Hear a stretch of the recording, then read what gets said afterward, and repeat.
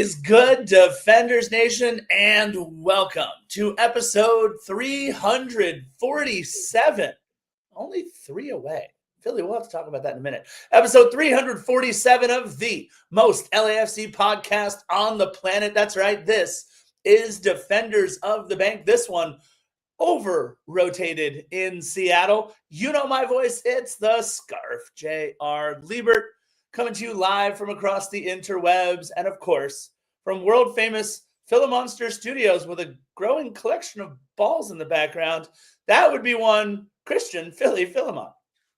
There's people that do listen to the pod, so they don't watch what we're saying. So for those of you that are only listening, he means soccer balls in the background. And they're not growing. They've been there for quite some time, although they've been shielded by a lot of Phillies laundry. That's right, Defenders. Episode 347, which would have been an episode best reserved for NYCFC, considering the fact that it's an area code for New York City telephones. This weekend's game is one of those games that reminds you that all the complaining that we were doing when we were only winning by scores of 1-0 pales in comparison to the complaining that's going to occur after a 5-2 ass kicking. Never have we allowed as many goals by Seattle as we did the other day. In fact, if you look at LAFC historically, it's only the fourth time that we've ever conceded 5. But I guess if I have to find a glass half full mindset, it would be in the fact that our 2 goals were scored by youngsters and the fact that to date, this still is not the worst result that we've ever suffered. You still have to go back to Atlanta in 2018 where we lost 5-0. But that's me digging. But just hearing myself leads me to want to do this. And that's crack open an adult beverage. What an awful game last afternoon.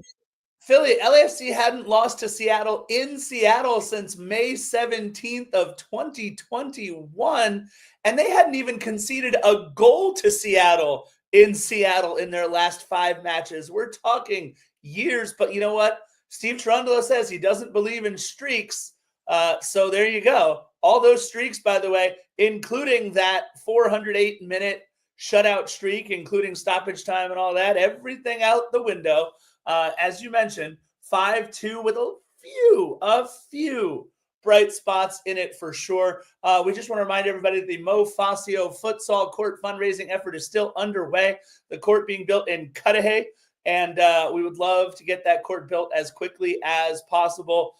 Let's donate $1 for every goal scored by Seattle in this one, $5, just to kind of cleanse the pain. And don't forget, there's that beautiful Mo mural on the north end wall next time you are at BMO Stadium. Make sure you check it out.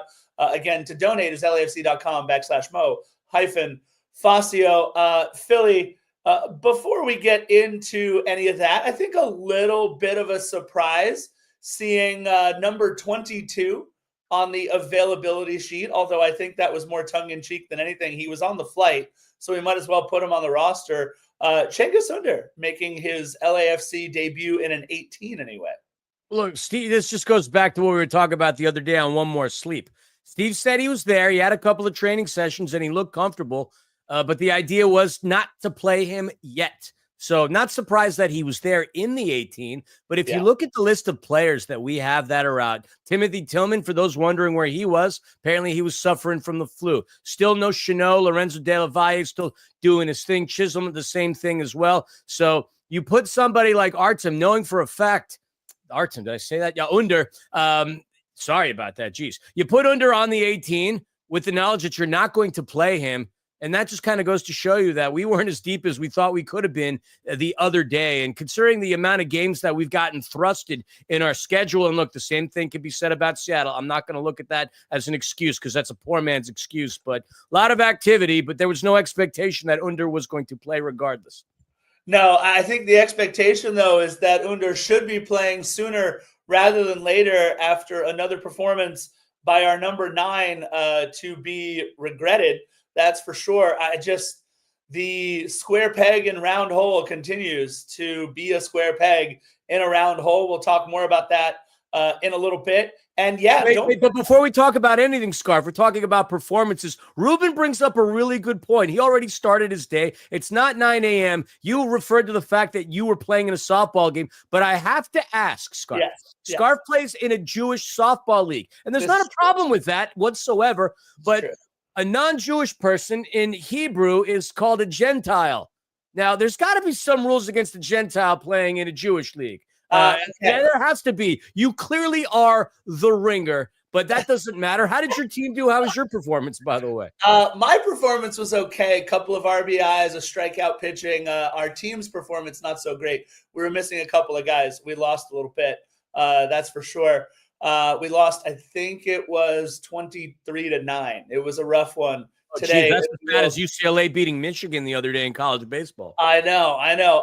But the full disclosure on the softball league I play in, yes, it is a synagogue softball league that has over 400 players in it. But do you have like your thing when people ask you, what temple do you belong to? Like, do you have this whole script worked out? I'll tell you. I'll tell them what I tell you. I'll tell them the truth. So here's the deal. Way back in the day, we're talking when I was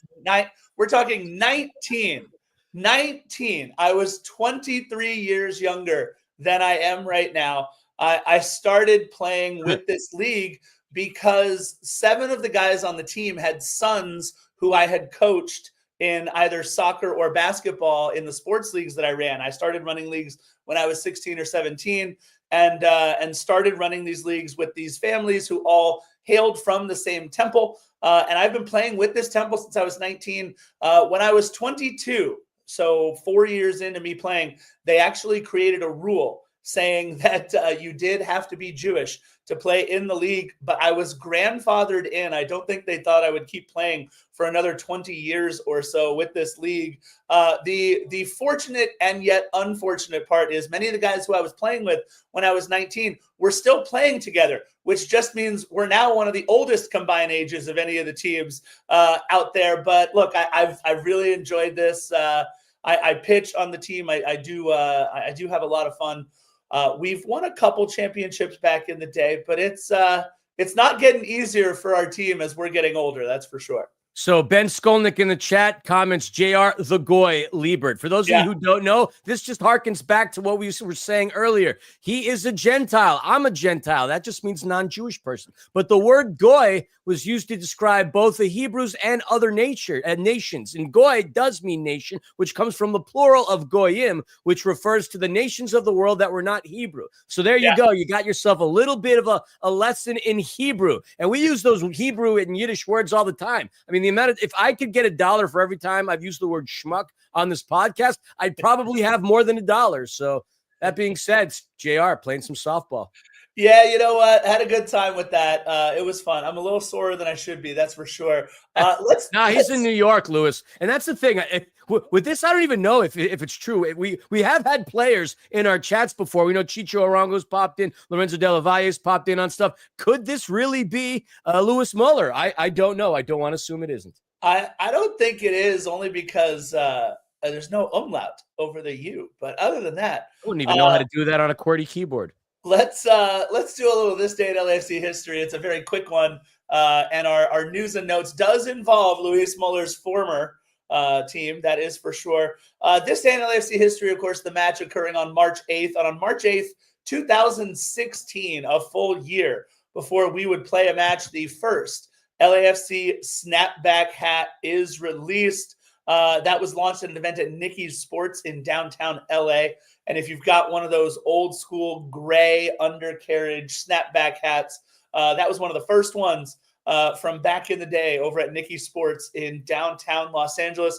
Also on the 8th, but 2 years later, Diego Rossi winning the 2018 Week 1 AT&T Goal of the Week, of course, for the first goal against the Sounders. That's right, Diego Rossi won Goal of the Week for that goal.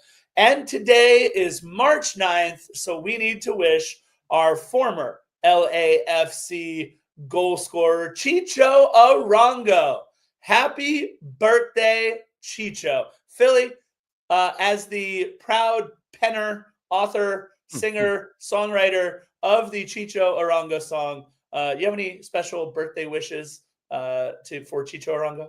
I hope he doesn't score any games against us as a member of the Earthquakes. Happy birthday, Chicho.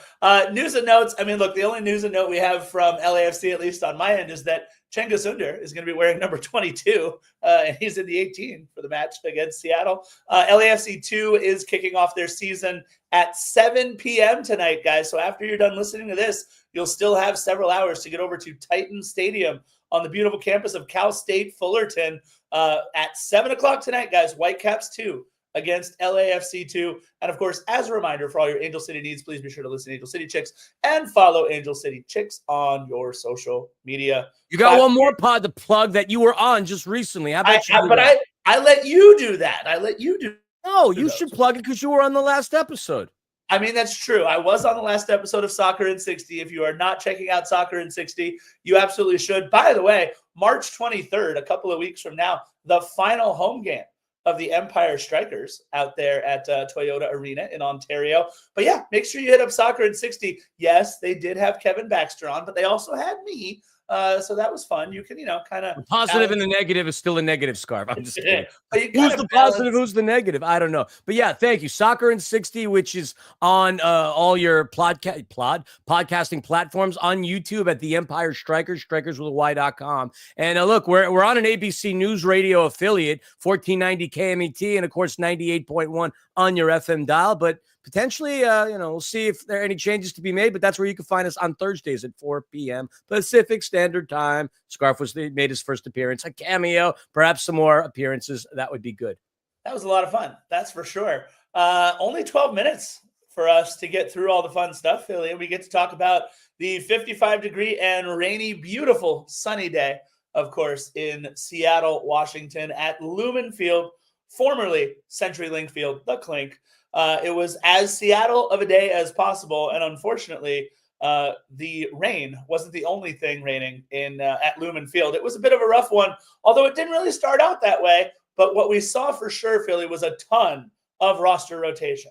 Roster rotations, because both teams having played quite a few games in the CONCACAF Champions Cup. It's a blessing and a hindrance in a lot of ways. You want to compete for international tournaments against international sides, although in our case, the way this has worked out is there's been no international sides that we're competing in. This is one of those dumb things where, we preach the beauty of the CONCACAF Champions Cup only to draw Colorado, only to draw Columbus, and then potentially to have Miami in the next round. The fact that we have to play MLS clubs is a travesty in this. I mean, at the very least, Seattle could still go up against a team like Cruz Azul. I would have rather much faced the Liga MX team that is a lot more entertaining than playing Colorado for 2 more times and then seeing Columbus despite beating them.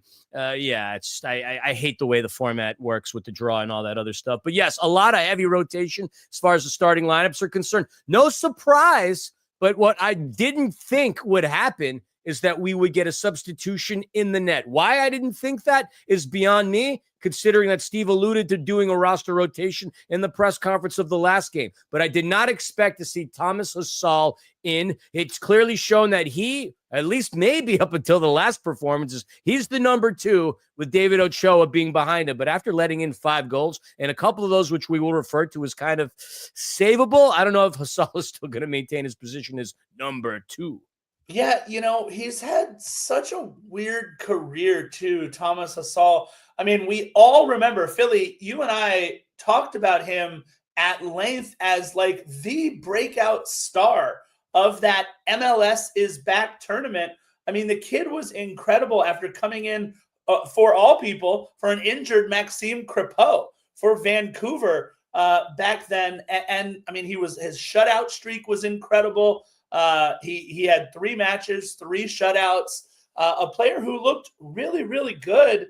But honestly, since that streak, he just hasn't looked that good. And what people don't realize, he's still very, very young. What is he now? Just 25 years old. So for a keeper, I mean, his career could essentially just be getting started. And look, for Thomas Hasal, it may be the end of the road in MLS if he doesn't get this going. Did he play a little bit for us last? Didn't he have a game where he played for us last year against Dallas too, I think? I do not recall him getting maybe he did. No, yeah, maybe he did have one cap. He did have 3 games with LAFC too, if I'm not mistaken. Yeah, I thought he played one against Dallas and gave up like 3 goals, I think. Although I could be wrong, but I thought he played one game against Dallas last year. He's a guy who was dealing with some patella tendon issues at some point, but I think what you and I can agree with is if you're looking to audition to get a starting role, and Lord knows there are plenty of starting roles in Major League Soccer that are available and up for grabs every year. This was not a good not a good showing for Thomas Hasal. No, not a good showing at all. Might as well just rip off the Band-Aid, get into this. I'm sure there's plenty of people in here that want to watch UCLA USC right now going on. Big Ten Women's Championship in Indianapolis, Indiana. I know for one, I want to watch that game. That's going to be a fun one. 2 teams with only 2 losses. All right, not a basketball podcast. But let's get into it. So, yes, we head on over to Seattle. Slightly above temperature, I think, if you look at the averages, 52 degrees is technically the average on a daily basis in the month of March for Seattle. So 3 degrees up is an outlier. Not an awful day, all things considered, but Seattle threw in a roster that is just a couple of days shy off of playing off a 0-0 tie against Cruz Azul. And I know there was a comment in the chat about Dolo wanting to be all in on the Champions Cup. I agree with that, but we can't say Brian Schmetzer isn't all in for the Champions Cup either, in particular with the lineup that he started against us the other day. I mean, yeah, this was a lineup full of rotation as well. Of course, coming out in a 3-4-3, matching our 3-4-3. Player out with injury was one Reed Baker Whiting. And he's a guy who's going to make an impact for this club eventually. He just hasn't had the impact that Seattle would have liked so far. In goal, not Stefan Fry. That would be Andrew Thomas, their backup, who we've seen a couple of times over the years. Their back line of 3 consisted of 2 guys that are like 6'4", 6'5", Jackson Reagan and Yamar Gomez Andrade, along with John Bell, who looked pretty good in place of Nuhu there on the opposite wing. In the midfield, Danny Leyva, Joao Paulo, who is back to being healthy, but is definitely a step slower and a shade of his former self. And the third midfielder, we've talked about players on short-term loans before, but I don't think any player for LAFC, at least none that I can remember, has ever made the impact on a short-term loan that Kalani Kosa Rienzi made for Seattle. That was definitely a name that surprised me. He plays for the Tacoma Defiance on a regular basis. He had 3 matches with Seattle in 2024 and actually wound up scoring in an Open Cup game for them last year as well. So the kid trying to earn his way onto the senior roster for sure. One of their big additions in the offseason, we would actually not see the other big addition, Paul Arriola, giggity, in the offseason. But that would be Jesus Ferreira. All he did in a great half career or so with Dallas was play 181 matches and have 88 goal contributions, including 55 goals. We've seen him as a number 9 or a number 10 on the U.S. men's national team as well. Jesus Ferreira will be a force to be reckoned with the Seattle squad. Pedro de la Vega, who, I mean, the hits just keep on coming for this kid. Can't stay healthy. His goal against us in his debut is like the highlight of his Major League Soccer career. He was a very, very expensive signing for Seattle. And of course, rounding out the lineup, our good friend Moose, Danny Musovski. LAFC, he had 61 matches, 13 goals and 6 assists, but now he's with the enemy, so poo on him. In the 18, it was Jordan Morris, Albert Rusnak, Georgie Manungu, who we'll talk about him in a little bit, and 2 guys named Roll Don. Philly, LAFC.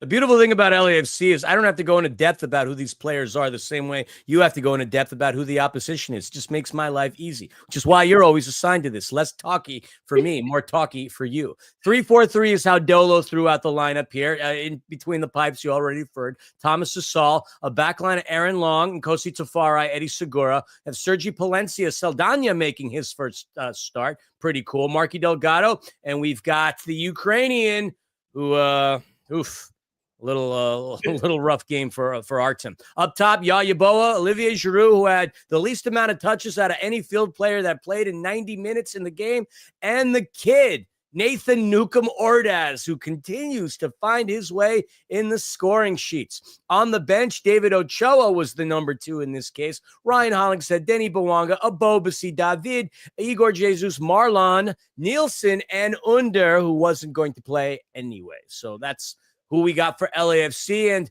this first half was, look, first and foremost, I predicted a 0-0 draw. I didn't anticipate as many goals. My player to watch, completely not a factor, as he didn't even play in the game. Goes to show you how much pundits know. And obviously we don't know anything that's going on in terms of personnel decisions until y'all see it. We do have some insider knowledge, but not when it comes to the X's and O's and stuff like this. But I never anticipated the kind of game that we would see. 7 goals between two teams that have really struggled to find the back of the net in the opening moment, in the opening frames of the Major League Soccer season. Crazy that we saw as many as we did. Listen, you can't be the only one that picks an LAFC player who doesn't play. Mine was Jeremy Abobasi, who got exactly 0 minutes as well. And I got all punny and fun with, King Jeremy the Wicked, and that he would have a big day. So between you and I, Hugo Lloris and Jeremy Abobasi, we all 4 of us played the same minutes in this last match. I did not have Kalani Kosariense on my bingo card for sure, Philly. And look, you got to give it to him. Jesus Ferreira gave him a nice little pass, but everything after that was done by this kid on the Tacoma Defiance on a short-term loan contract. Kalani Kosariense turned the corner on Artem. I mean, he was 1v1. Artem went down, tried to get back up. I mean, híjole madre. Found it wide of Thomas Asal in the back of the net. As far as I'm concerned, sign this kid up. It did not look good for Artem Smolyakov for sure. But a solid 1v1 effort, and we just got beat by a kid on a short-term loan.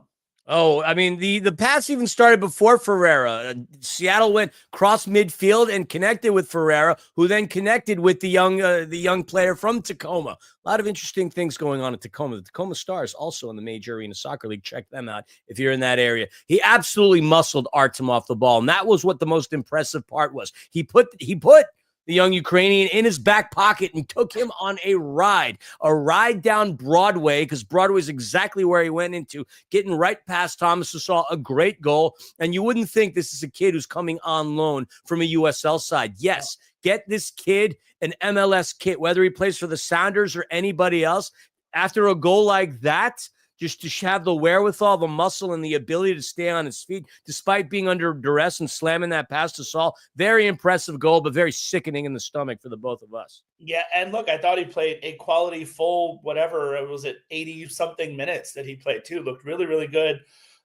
Look, Nathan Ordaz had a great moment a few minutes after that, but it was Kosariense who broke it up. But I do have a comment that after about 20 minutes in, I noticed something, Philly. And I don't know how you feel about this, and I apologize to anybody out there who had something to do with the kit. But boy, are those half collars annoying on television, because it makes our guys look all disheveled and unkempt out there. Y'all Yaboa, they zoomed in on him. His was a mess. A couple other players were.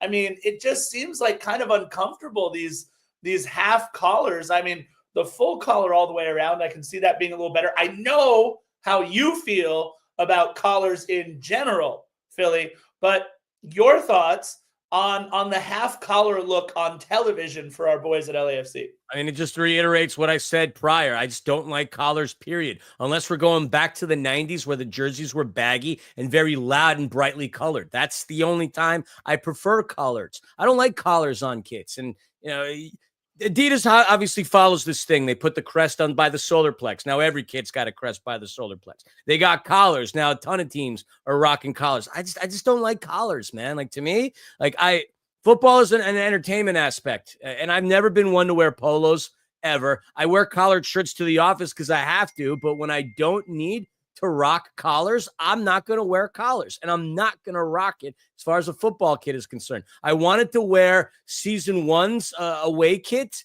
for this podcast, but I couldn't seem to find the one I wanted. And the only one I had was the small jersey that we bought in 2018, where we got the entire team to sign it back when they would have events at Bank of California Stadium where they would open it up and you would be able to make the round robin and get every player to sign the kid. I still have the Simon on there. I have so many different Those are pretty cool now. And at the time, it seemed like an inconvenience to walk around the entire stadium to get autographs. But looking at it now, 2018, and some of those autographs for personnel that we haven't seen or mentioned in a long time, still pretty darn cool. But I digress. The collars look terrible. The Nathan Ordaz goal, though, looked pretty good. But the best save that was made in that sequence of 4 didn't come by way of Thomas. It came by way of Joao Paulo, who had the best save out of any keeper within the first half, if not the entirety of the game. Had he not been in there, somebody else would have scored a goal. Maybe Giroud would have even gotten a goal, but Nathan Ordaz finding the back of the net yet again. Second goal of the regular season. Third goal, really, in calendar 2025. He scored in the friendly against Club America. He is turning into that dude. A second bite at the cherry, as our buddy Max Bredos, who, by the way, was on MLS 360 this last weekend, too.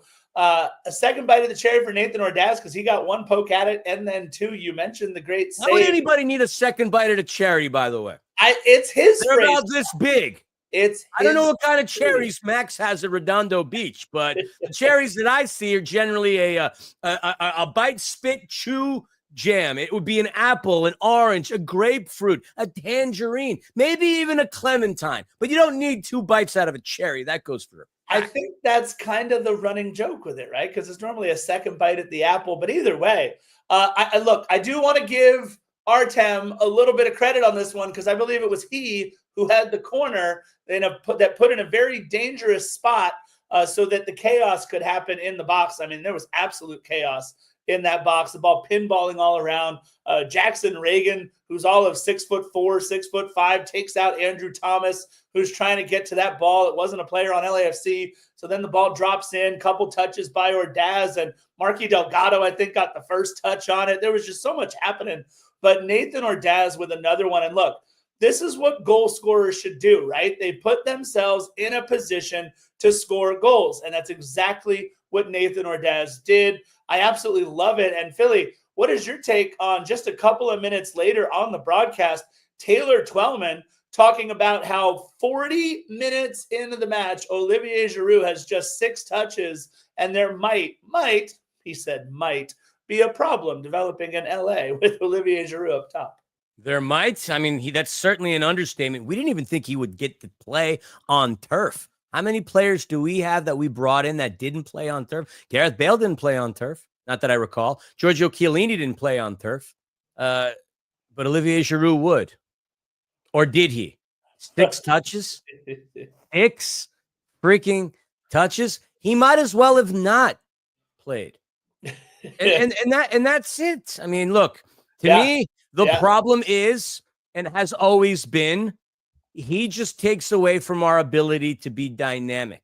He's not given the body of work that he's been given at this point, which is a fair amount of games, obviously not a full season. We tried to be optimistic, said, all right, he came in late, didn't get a full training camp. But let's not forget, he just came off of a Serie A campaign where he finished top 10 in goals and scoring at AC Milan. Now that he had a full season to digest things, a full training camp, for him to come out of a half with only 6 touches, forget him not making himself available or being a step too slow. That just says the team doesn't want to connect with him, or they don't have faith in connecting with him. Or I'm not going to say it's all on him in a lot of ways, because it takes 2 to tango, the team and him, but what is he to us if he's getting 6 touches other than a waste of space? I think my biggest problem is it's just not how we've ever played, right? Like, we're not that team that cross into the box and look for your man in the middle to get on top of the ball, things like that. That's just not who we are. And most of the time, and there was a ball later in the match from Ryan Hollingshead where what Taylor Twellman basically said is, as a number 9, you know where that ball is going to go and you have to get there. So he was questioning that it wasn't a bad pass from Ryan Hollingshead. It was more Olivier maybe not getting on his horse. I don't know that Olivier has that horse in the bag anymore, to use 2 mixed metaphors at the same time there. But like, either way, I think what we're seeing is a player who is certainly disconnected and a team who, and look, Steve Cherundolo has to know this. We're not telling him, well, first of all, we're not talking directly to him ever when it comes to these podcasts, but we know that he listens. And look, we do get a chance to talk with him in the media. But honestly, like, he looks disconnected. The team looks disconnected when we're out there. I would love to know. I got to go back, and I'll do a little bit of homework on this for our next podcast, Philly. What our goal differential is with Giroux on the pitch versus what it was before he came on. It's gonna be really interesting. But look, nothing else going on in the first half, right, Philly? But LAFC, the defense actually looked really good in the first half. No complaints there. No, I completely agree. I mean, look, the XG for Seattle was extremely low, and I know a lot of people don't necessarily use that as anything, but in the days of sabermetrics, we will reference it the same way that on a baseball card, you're going to see whips. It just is the nature of the beast in today's environment. One shot on target, and that was the goal, really. I mean, all they were doing was stringing passes around, dissecting us, but they weren't really a threat. Problem is, for the most part, neither were we. I mean, we only had 2 shots on target, and yes, we were effective, but with what Steve wanted to do, the emphasis once again is to rotate the roster to keep players fresh, because we are going to be competing against Columbus here. That being the reason why they started Olivier Giroux. I think I saw the question in the chat, why he got the start in there. Yeah, I mean, it was a solid first half, 1-1, didn't think it would go any other way. And quite honest, I thought that would have been the game. I thought, all right, maybe my 0-0 draw prediction wasn't going to come to fruition, but escaping Lumen with a point, to me, I would consider a victory. But then there's a whole hockey line change of players that get subbed off. Marlon comes in for Aaron Long. Hollingshead comes in for Palencia. Igor Jesus comes in for Marky Delgado eventually. David Martinez comes in, as does Denis Bouanga.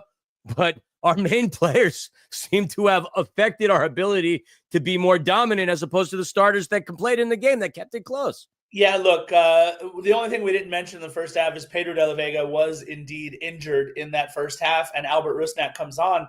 Seattle only makes the one, right? Danny Musovski comes off, Jordan Morris comes on, and now you have that Rusnak and Morris combination there. But yeah, I mean, we bring on Igor Jesus, we bring on Marlon, we bring on Ryan Hollingshead. I was shocked at how our team became kind of inept during the next 20, 25, 30 minutes. That short corner that Seattle was able to play around in the 57th minute, and a ball that this is where I would start looking at Thomas Hasal and going, okay, if that wasn't offside and goalie interference by Jesus Ferreira, which they stopped and they looked at it. And it wasn't. And VAR determined it wasn't. And I'm okay with that call because of the way that Thomas Hasal reacted. But I'm not okay with the way Thomas Hasal reacted. I think that should have been a ball that he gets a hand to. Your thoughts? I look, from deep downtown, we're talking the equivalent of a Steph Curry-esque shot if we're making an equivalency comparison to basketball. Rothrock was way outside of the box. And, I mean, it caught Hasal sleeping. I don't think on the scouting report anything was mentioned about Rothrock having a foot from that far outside of the box. And you can tell just based on the positioning that Hasal was in. It was a step too slow. There was the argument that Ferreira got in the way. But even if you see it from the back of the net perspective, it was a totally legit goal. That's going to be one that I think, all right, maybe he could have had it. Perhaps Hugo could have had it. But those weren't the goals that I would consider the worst one. That's not the goal that I would consider the worst one that he conceded. Those two would come later on. Sure. And look, it was also put in a perfect spot, right? Like bottom left corner, exactly where you would need it to go. So good on Paul Rothrock for it. We definitely didn't think he had that in the bag. And all of a sudden, 12 minutes into the second half, we're down, so the flip is switched by Coach Steve Cherundolo, bringing on Denis Bouanga for Artem Smolyakov. So Smolyakov in 60 minutes, look, the one play that everyone's going to take away, is the Sure. goal by that kid who was incredible and made Artem look pretty bad, but he also had the corner kick. So look, kid's still getting his feet wet with LAFC, the pace, the speed, everything. So give him a little time. I think he'll be okay. But the one thing we couldn't afford, Philly, was in the 62nd minute where he immediately pulls up, and this is going to be bad for Marlon, out with a hamstring injury. And they talked about it, right? No Maxime Chanot, you mentioned, no Lorenzo Della Valle, no other center backs on the squad. So I think I'm going to say one thing here, Philly, before I throw it over to you. What Steve Cherundolo had to do by making his fifth substitution here and in the way that he did, this is obviously not the lineup that Steve wanted to end the final 30 minutes of the match with.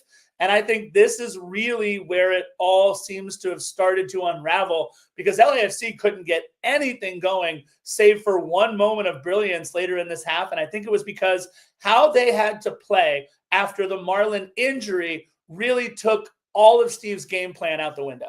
No, you're 100% right. Nobody goes in anticipating their players are going to get hurt. And the problem with a hamstring is it's one of those injuries that doesn't completely put you out. I mean, in the sense that, like, yes, it limits your ability and capabilities to run, but it's one of those nagging, reoccurring kind of injuries. We saw that happen a lot with Steven Beitashour when he had that early on. I mean, it was awful. Those are one of the hardest injuries to come back from, because once it happens, they seemingly happen again. It's the equivalent of twisting your ankle in a way and knowing that those ligaments are going to be loose. Your potential of re-injuring it is very high. An unfortunate injury. One that I don't know how long it's going to keep him out. Those could be some really long nagging injuries, but you said it really unraveled things. But what unraveled was just the defense altogether, including the goalkeeping, because in that 77th minute, and we mentioned this on One More Sleep, Jordan Morris surpassed Raul Ruidiaz for the all-time leader in Seattle Sounders history for most goals. They were both tied at 87 apiece. Yeah. And then in the cheekiest of ways, he nutmegs Thomas Hasal to break that record. Paul Rothrock got the goal prior. He gets the dime on this one. Jordan Morris absolutely embarrasses Thomas Hasal on that maneuvering. And that's one of those goals where you think, I hate to say it, but a slightly more seasoned keeper, let's use that term because it's nicer, seasoned keeper would have made that save. No, look, it's definitely one that if you ask Hasal, he'd like back. Congrats to Jordan Morris. 87 goals in his Seattle Sounders career is the all-time record in all competitions for the Sounders. And look, I think he is a feel-good story, right? Coming back from all those injuries and everything. He just didn't need to do it against us. Thanks, Jordan. But look, that being said, I think the real issue too that I had was LAFC back in a 4-3-3, or was it like a 4-2-4? Because I didn't know if Ordaz stayed up top. Sometimes he was in the midfield. I just felt like we were so out of sync up top, and all that confusion up top really caused some problems on the back line. It looked weird. And then, I mean, honestly, we give up a goal in what looked like slow motion, like John Bell up that left-hand side, just kind of made the easy pass over to Rusnak. Rusnak slips it over to Christian Roldan with no particular urgency at all by the LAFC defense. Roldan makes one touch to the left foot, and I mean, soft. I think this is the second goal that you're referring to, right, Philly? That was there's no better way I could put it than yes. That was a soft ass goal to concede. I mean, our friend Lemony Snicket's poked his head out again. A series of unfortunate events, and this was slow-mo. I wanted to give some benefit of the doubt to the goal that was conceded by Rothrock. Okay, fine. The Morris goal, more of like But this is a save you have to make as a keeper. Roldan's shot barely had any hot sauce, no mustard, certainly no oomph on it. He needed to have made that save. That was way too soft a goal to concede. It would have been way too soft for a JV goalkeeper to concede, let alone a professional Major League Soccer keeper. Any level, that was too soft of a goal, because yes, you weren't watching things in slow-mo. That's just literally Roldan's shot, just nothing behind it. No teeth, no claws, no anger, no pizzazz, no oomph. But same could be said about Hasal's attempt to make the save. Yeah, I mean, look, you could say the only thing else, it was in the right spot. Again, same spot, just going low and away from Hasal. So maybe that's the scouting report. Maybe we know that now. I didn't know that you guys are all familiar with those basketball teams like the N1 Street team that used to travel from court to court, play in Venice Beach, play in Rucker Park, play all those different places. I didn't know N1 had a soccer team and that Georgie Manungu was on it. That dude, when he came in the 88th minute, was just straight toying with people with the ball. He came on for Danny Leyva. Georgie Manungu has an incredible story. By the way, they mentioned this on the broadcast over and over again. He is legally blind in his left eye, and he is still doing things to people like that on the soccer pitch. I get it. We're an LAFC pod. But a couple of cool things happened, and I just wanted to talk about them. And one of them was off of Georgie Manungu. But please, Philly, we get into stoppage time. And look, as much as Nathan Ordaz is that dude this season and is a straight line goal scorer, the reason that everybody drops their jaw when David Martinez touches the ball is because of exactly what we saw in the second minute of stoppage time. He didn't pull a rabbit out of his hat. That was an elephant out of that hat. It was an incredible goal. Several soft touches with both the left and the right foot. And then he unleashes that foot of his. Look, we're already down, 4-1 at that point. So this is just merely window dressing. But man, did that look good in the window. Yeah, I mean, he brought the ball back. It was Seattle had possession. He poked it loose, and then he took on an entire squad of sailor-suited Sounders for one of the most impressive efforts that we've seen out of any LAFC player. I know we go back to the Carlos Vela goal against San Jose, Vela, as one of the best goals that we've ever seen. I'm going to argue that this one was a lot better than the other one. David Martinez just recovered it, did his job defensively, and I mean, he just went off, slicing through so many different Sounders. It was a thing of beauty and will probably go down as one of the greatest goals in club history up to this point until potentially the next game or the game after. We know he doesn't fear going aggressive at anybody. The problem that he's been having is he'd get into the box after juking a bunch of other defenders and firing it directly into the man in front of him. In this case, he didn't load up. He just kind of skirted it by, and it was just a thing of beauty. That was our glass half full approach, but we could have left the game with just that and maybe felt somewhat better of ourselves. But then Albert Rusnak, not to be confused or no relation to the auto group that we know of here in Southern California, but they couldn't just give us a feel-good moment, could they, Scarf? Seattle just had to continue to pour gasoline, kerosene onto an already building fire. Albert Rusnak from your buddy Manungu. When it rains, it pours. And on this day in Seattle, the floodgates opened. I mean, Georgie Manungu on that touchline, first of all, undressed a couple of players. And then Denis Bouanga had to come over to see a ball out. And then he gets the ball right back in the same spot. Not one step over, but two sick step over moves to the touchline. And I mean, Albert Rusnak just had to angle his foot in the right direction. That's all that had to happen there. Georgie Manungu is fearless with the ball at his feet, but also when you know the whistle is going to be blowing in a minute or two and you've already got a 2-goal lead, you can start to have a little fun. The only question I will pose to anybody out there is this season, maybe other than a Nathan Ordaz goal or a David Martinez moment from time to time, when have we seen our players having as much fun early on as Georgie Manungu, as the kid from Tacoma, who I have to scroll up to get his name right again, Kalani Kosarienzi, or as Paul Rothrock, like these guys who are these bit players, they look like they were having so much fun. Georgie Manungu with such fun moves. I mean, yeesh. It was fun to watch, that's for sure. It just was, again, disappointing that it was against our boys. I mean, no, I'm the exact opposite. There's nothing fun about that to watch. I mean, if they played the opposition or our arch rivals, the other arch rivals, then yeah, I would have said that was great. This was an awful awful performance. Stick that into your worst LAFC performances historically. As I alluded to at the top of the podcast, not our worst loss ever. That still gets credited for on April the 7th, 2018 against Atlanta United. We did have a game last season in which Columbus beat us 5-1 at home on July the 13th. There was a game again in July 18th, July 18th.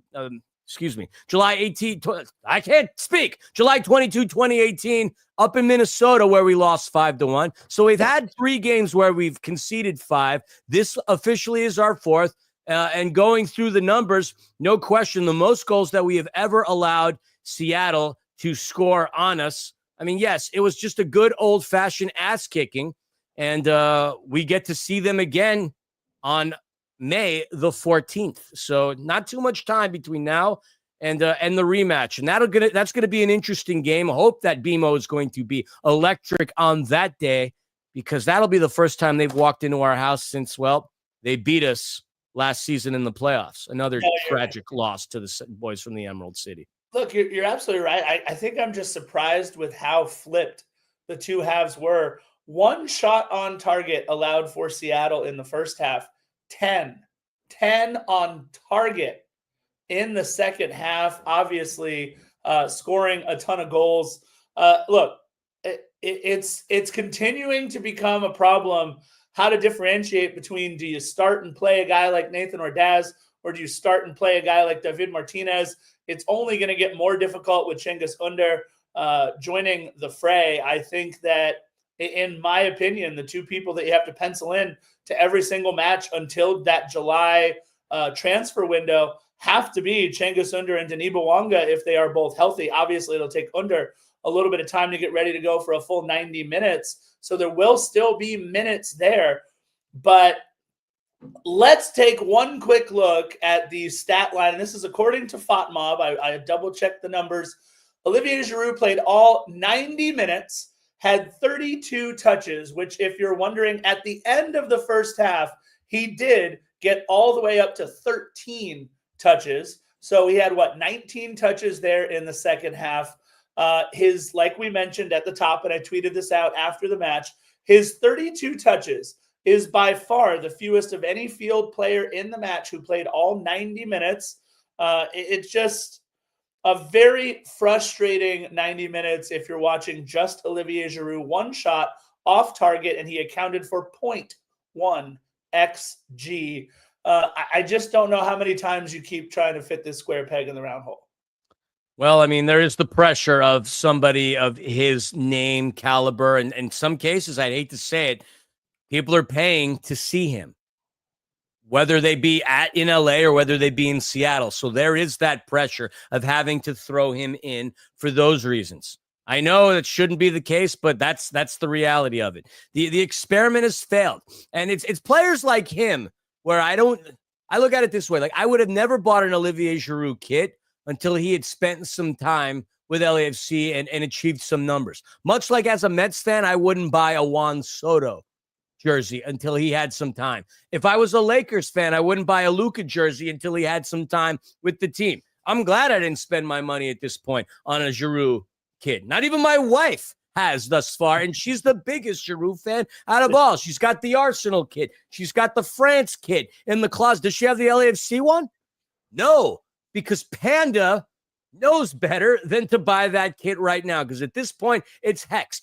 Can he come out and have a really impressive effort and make us forget about things? Sure, but it can't just be in one game. He needs to pull together a string of consecutive performances where he at least looks to be a part of the offense. Not disconnected, not the lack of chemistry, not 32 touches. How much longer can we go for until this experiment is deemed a failure? It's obviously another season for sure, but there shouldn't be any apprehension. There shouldn't be no thought in starting him. He should just go to the role that he had when he was succeeding, coming off the bench and scoring goals towards the end, similar to how Gareth Bale did it. But in all sense, Gareth Bale at least was successful. Well, on the time it mattered. So Gareth Bale did get bailed out by the MLS Cup. We would have said that the Bale experiment would have failed too. But, is that available in Giroud? Only time will tell. Listen, you're absolutely right, though, to mention that. Look, we have, in my opinion, LAFC has only signed 2 players in our club's history who people follow and will buy kits for regardless of where they go. And you mentioned that. I think Gareth Bale and I obviously Olivier Giroud. I don't think Giorgio Chiellini was quite up to that like rock star status that Gareth Bale or Olivier Giroud ever enjoyed. Although you're talking to the wrong person, because that was my absolute rock star that ever joined this team. So I think you're right. When you sign him, you sell a lot of kits and you hope that it works out. And with Gareth Bale, we got the one moment that we can always hang our hat on, that as soon as you show him on the Jumbotron, or you bring him out there to be the honorary Falconer, or you spot him on a golf course anywhere around the world, you can go, hey, that's our guy. He scored that goal in the cup final. And I think, look, if at the end of all of this, we can get a moment like that, and I know he scored in the Open Cup and he scored in Leagues Cup, I know. But in Major League Soccer, in the games where we have to claw our way up the standings, he has now played 13 matches, 721 minutes. In those 13 matches, he has 1 assist, no goals, and not much else. I don't know. I just don't think that there's going to be a way that we are going to be able to get the investment on the pitch that we are certainly putting into him off the 100%. I mean, there's nothing more that needs to be said about that. Truer Yeah. words haven't been spoken, and I think we're all in agreement with that. We don't see what he does in training. I mean, obviously, he's still effective enough to warrant an opportunity on the starting lineup and in the 18. But we'll see where he sits in terms of our game against Columbus, a game that I would say right now very much is the focus. But with the aggregate that we have, how much oomph, firepower are we going to really throw? Are we going to continue to attack, or are we just going to sit there and absorb and try to beat Columbus on the counter? And if that's the case, that's not Giroud's game. It won't be Giroud's game. We don't need him on the counter. We need people that can run and that have the speed and agility, like your Davids, like your Nathans, like your Denny's, like your Abobasis, potentially like your Unders. But I think at this point, Giroud is better left sitting on the pine pony, coming in the 65th minute. Well, and look, the bottom line is, I think what Steve Cherundolo showed everybody right now, and granted, I know all 34 regular season MLS matches are important, everybody, so don't, dump on Scarf right now. But I think this early in the season, on the road, when you've played as many matches as you have, Steve Cherundolo absolutely showed his cards. He played players that are a little less consequential to us moving forward in CONCACAF Champions Cup as much as he could in this match. Look at the players who went 90 minutes. Now, some of it is because we just don't have depth in certain positions. But look, Olivier Giroud played 90 minutes for a reason. The same reason that you send your backup center out against Prime Shaq to get 6 fouls and as many minutes as you can, because you have to absorb and you have to have attrition. And that is what we saw. But, oh my goodness, is that really what he is going to be now for the rest of his season? He's got to figure out something. Or you know what? That July transfer window, we know Cengiz Under's contract only runs through June of this year. He's got to get run. He's got to get something. And people have to see whether we're keeping Cengiz Under, or what if how crazy would that be if we get rid of Giroud but keep Cengiz Under on that deadline day? That could be, I mean, look, we're just making up stories here. We don't know what's actually going on. But Philly, you mentioned it. Tuesday, 5:30 p.m., Lower.com Field, March 11th, CONCACAF Champions Cup, Leg 2, round of 16. We go into it up 3-0. And to be clear, if we score a goal, we make life very, very difficult for Columbus, because away goals is the first tiebreaker. So they would actually have to beat us 5-1, not 4-1, to move on if we get 1 goal. Obviously, if they score 3-0, then we go to PKs. But all we need is a goal, Philly, to make life really, really difficult in Columbus. But that's also a difficult and tall task to ask, scoring over there. And I am willing to bet, Scarf, that they're going to have a much bigger and louder crowd than we did in leg one. I'm going out on a limb on this one by thinking there's going to be more than 8,000 fans witnessing that game. But yes, they are really going to have to throw everything at LAFC. Is it a miracle? Would it be a miracle if they beat us? No, actually, I don't think it would. But a goal would certainly silence a lot of the anxiety. We're going to watch it probably with a little less anxiety than we would if it was tied going into lower.com. But if they get two, I'm certainly going to start sweating.